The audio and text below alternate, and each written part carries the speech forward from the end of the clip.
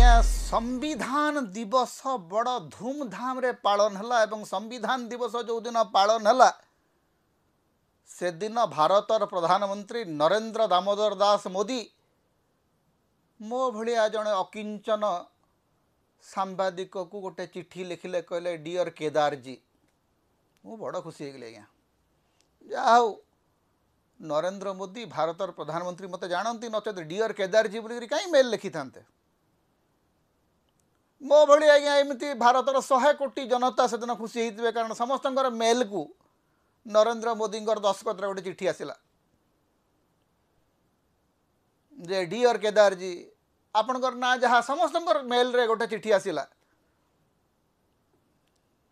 नरेंद्र दामोदर दास मोदी गोटे चिट्ठी लिखिले भारतवासी को कहले जे आज्ञा आमर संविधान प्रति आमे समस्त अंगीकारबद्ध हवा जरूरी एवं संविधान रो कथा कहिला बेले महात्मा गांधी को से चिट्ठी रे कोट करले भारतर प्रथम राष्ट्रपति बाबू राजेंद्र प्रसाद को कोट कले drafting committee chairman Baba Saheb Ambedkar को कोट कले एपरिक बंकिम चंद्र चट्टोपाध्याय वंदे मातरम 150 वर्ष पूर्ति विषय में कहले हेले भारतर प्रथम प्रधानमंत्री